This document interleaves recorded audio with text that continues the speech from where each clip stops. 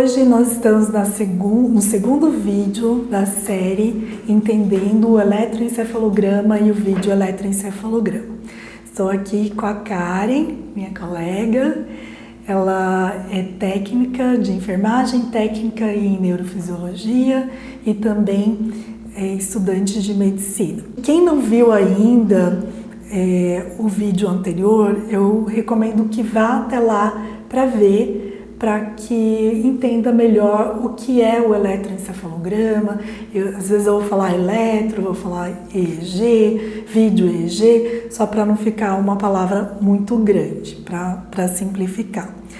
E essas técnicas, né, o vídeo eletro, elas são muito importantes na neurologia em geral, principalmente para quem lida com a epilepsia, mas também é importante em vários outros casos, outros diagnósticos também. Aqui a gente vai falar nesse vídeo sobre a captação da atividade elétrica cerebral. Então, a captação da atividade elétrica para ter um bom registro eletrográfico, que nada mais é que o registro das nossas ondas elétricas cerebrais, a gente precisa de uma boa técnica para que o que a gente está fazendo aqui não seja diferente de fazer nos Estados Unidos, no Japão, na Europa, etc. Então, a gente tem um que a gente chama de sistema 10-20, que a Karen vai explicar melhor.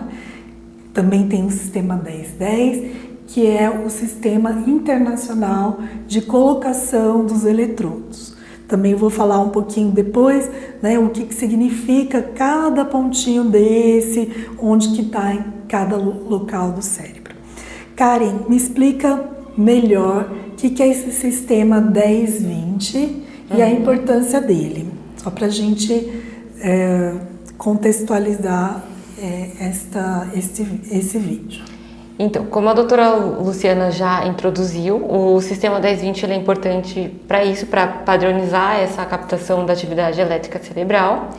E a gente tem um método para fazer esse tipo de mensuração cefálica e posicionar os eletrodos nos devidos lugares para fazer a captação da atividade elétrica. A gente utiliza, né, na cabeça do paciente, para fazer essa mensuração e determinar o ponto exato do eletrodo, uma fita métrica. E aí, porque cada paciente tem uma cabeça, um perímetro cefálico diferente, uma medida de cefálica diferente.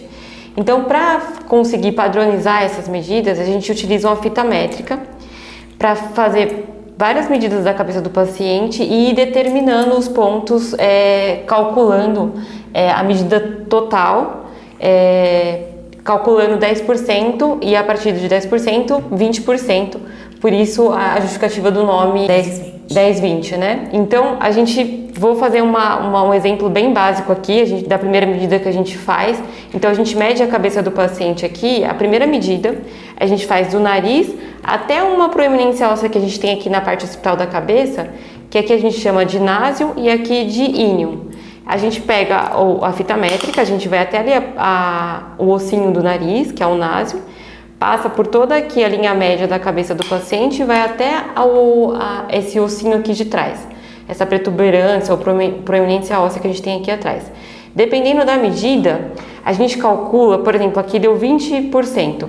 A gente vai calcular 10% de 20% e vai obter a primeira medida do eletrodo que vai ficar aqui na parte da testa. Então, quer que eu faça o cálculo aqui? Faz o cálculo, por favor, doutora. Dá 2. Então, a gente teria aqui uma medida aqui na testa, aqui, mais ou menos 2, que seria o FPZ do eletroencefalograma, né? A partir de 10%, a gente vai começar a calcular 20%, somar 20% da medida total. Então, 20% da medida total seria 4, né? Então, a gente somaria 2 mais 4, a próxima medida seria 6. E aí vai somando, 6 mais 4, 10. Aí 10 mais 4, 14. Aí 14 mais 4, 18, que é a última medida que para aqui. Então, só para entender de maneira geral, 10% é basicamente isso. A gente pega uma primeira medida da cabeça do paciente, vai calculando 10%. A partir de 10% a gente soma mais 20%. e aí o nome é sistema 10-20. Então aí a gente já tem a primeira medida, que é a medida antero-posterior na linha média. Aí tem a outra medida, que é a gente tem a para-auricular também, que vai de uma orelha para o outro, então a gente vai mais ou menos da altura do tragus aqui, e aí mede de um para o outro, que essa medida é importante também, que a gente consegue determinar, fazer o risquinho do CZ, que é um ponto central aqui que a gente tem para a captação da atividade elétrica cerebral. Isso é uma coisa importante, a gente tem que passar em cima da medida que a gente fez da antero-posterior. Então a gente utiliza a base da medida que a gente teria riscado, né, na cabeça do paciente aqui. E aí a gente passa pela linha e aqui vai dar 22. Aí dá 4,4, 20%. Aí a gente faria a mesma coisa. Então a primeira medida aqui seria 2,2. E depois a próxima medida seria 4,4. Aí 2,2 mais 4,4 dá 6,6. Dá 6,6, isso. Então aí seria a próxima medida e vai somando 4,4 mais 4,4 até chegar aqui na última medida. Ótimo. Então aí a gente já fez duas linhas, né? Então a gente fez primeiro a antero-posterior, depois a para-auricular. Aí a próxima medida, que é uma medida cheia também, a gente faz que é o perímetro cefálico. Então, a partir do pontinho que a gente determinou aqui, o primeiro ponto, a gente vai circular a cabeça do paciente, passando pelo ponto que a gente determinou aqui, que é o OZ também, e vai fazer essa voltinha aqui na cabeça do paciente, passando por todos os tracinhos que a gente já determinou anteriormente. E aí, aqui o perímetro cefálico dele deu 36. Aí seria exatamente a mesma coisa. Então, a primeira medida seria 3,6, depois vai somando de 3,6 mais 7,2, mais 7,2, mais 7,2. Aqui tem um detalhe importante. A gente soma na primeiro lado da cabeça do paciente, a gente vai somando. No lado anterior, a gente vai pegar os 36 e vai subtraindo. Então, em vez de a gente somar 10%, a gente vai subtrair 10%. Então, a gente 36 menos 3,6. Aí a medida contralateral aqui seria 32,4, em vez de ser 3,6. A gente pode também pegar a fita e inverter aqui fazendo assim. Mas via de regra, a gente acaba fazendo o primeiro lado somando e o segundo lado subtraindo. Essa é a parte do perímetro cefálico. Aí a gente tem mais 4 outras medidas que a gente vai fazendo dos pontos que a gente já pré-determinou. A gente vai medindo aqui a para-sagital direita e esquerda, que seria do lado direito, desse primeiro ponto até o último ponto posterior aqui. A para-sagital esquerda, direita, né, no caso aqui. Também, esquerda e direita, aqui deu um total de 17. Essa medida a gente vai dividir ela mesmo em 4, na verdade. Então aqui seria 17, a gente dividiria em 4, o primeiro ponto seria 4,25. Aí a gente vai somando 4,25 de cada pontinho, até chegar no hospital aqui. Então seria 4,25 a primeira, depois 8,5 e aí mais depois 4,25 dos 75, que é a última. Mais, que é a última medida, que chega no 17 de novo. E aí, com tudo isso, acabou, né? Acabou. Aí, com tudo isso, a gente vai ter aqui a linha média, que é a primeira medida. Aí a segunda medida a gente vai ter aqui biauricular, né? A gente vai ter aqui o CZ, aqui a gente tem a outra medida. E depois nós temos o perímetro cefálico e depois aquela parasagital, que são essas aqui. Tem também a frontal, a gente faz também aqui, acaba fazendo a frontal para riscar os pontos para cruzar e a posterior aqui também. Bom, é complicado isso. Tem um vídeo lá explicando direitinho que a gente vai postar, que a Karen e uma outra técnica fez, colando exatamente cada ponto. Aqui eu vou explicar para vocês, né? A Karen explicou como que faz a detecção dos pontos. E aí, detectando aqueles pontos, você separando bem o cabelo, tudo, você escarifica bem e aí você pode ir colocando os eletrodos. Então, os eletrodos a gente dispõe mais ou menos não, dessa forma aqui. Então, o lado direito, ele é padronizado como par. O lado esquerdo é padronizado como ímpar. A linha média é padronizado como Z. que é o zero. Isso, né? o Como zero. se fosse A linha zero. a linha zero, a linha neutra. E sempre cada ponto tem uma letra ou duas letras e um número. Exatamente. Né? Esse aqui, por exemplo, Karen, do lado direito. Esse daqui seria o F4, que seria a parte frontal, que ficou faltando da testa. Aqui é F4, C4, P4 e O2. Da mesma forma que tem aqui o F4, a gente tem o outro lado. F3, C3, P3 e o O2, que seria o occipital. P de parietal, C de central e F de frontal. Isso mesmo. E aí, na parte aqui mais baixa, seria o temporal, mostra aqui quais são os eletrodos, eu mostro aqui no cérebro. Aqui a gente tem uma diferença também na letrinha. Essa parte que é mais temporal, então a gente nomeia como T, para designar o temporal mesmo. Então aqui seria F8, no eletro a gente pode usar T4 ou T8 aqui, e aqui T6 ou P8. E aqui seria P8 de parietal. Mas tem uma certa variação, mas o normal da gente utilizar mesmo é F8, T8 e P8. Isso, ou F8, T4 e T6. E seria mais ou menos nessas regiões aqui. Temporal. A gente coloca F8 porque ele capta muito a região frontal e capta muito aqui a região temporal anterior.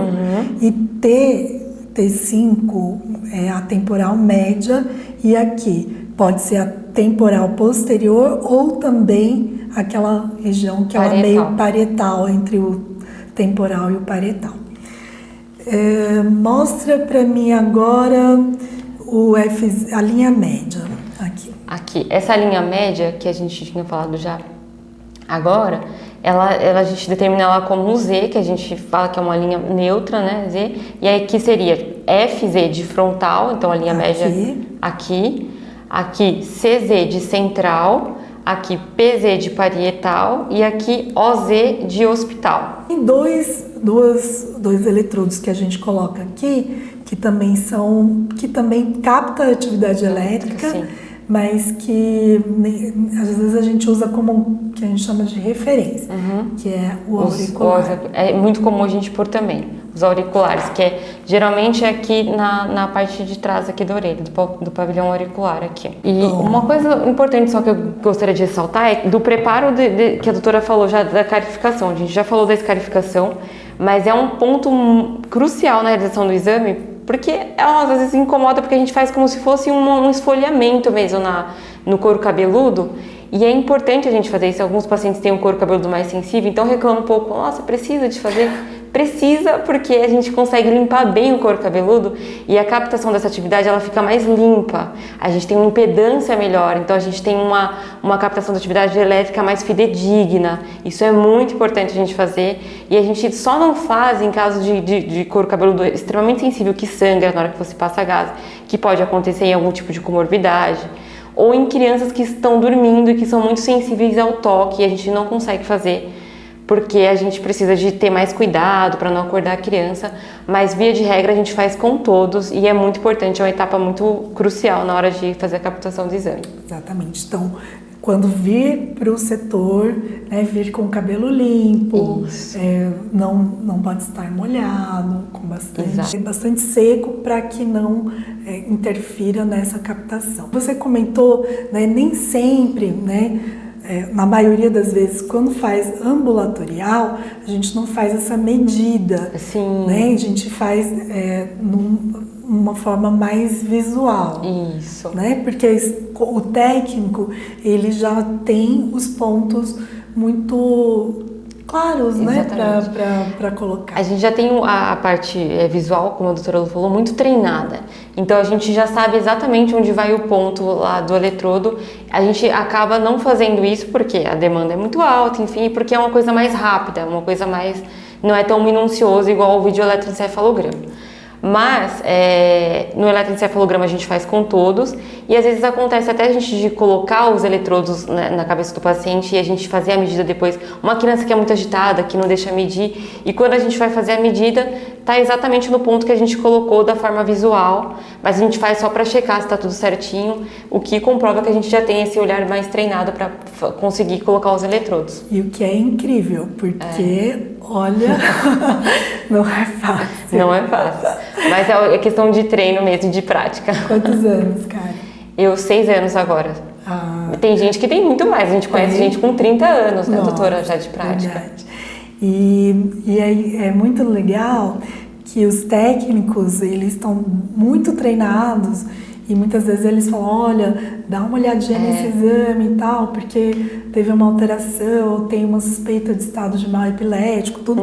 E a gente olha e realmente tem, eles não são nem obrigados a falar isso para o paciente, eles não podem estar falando, né, as alterações, porque isso tem que ser treinado, tem que ser comparado com a clínica. Exatamente. Né? Então, por mais que o técnico saiba, né, ele não pode indevidamente falar, porque isso tudo tem a ver com o quadro clínico, né, para ser correlacionado, e algo bastante sério e que tem que ser compartilhado com o médico. Exatamente. Não só o médico que lauda, com o médico que está cuidando do paciente. Então, eu sou neurofisiologista, muitas vezes eu ligo para o médico da UTI ou ligo também para o neurologista que está acompanhando.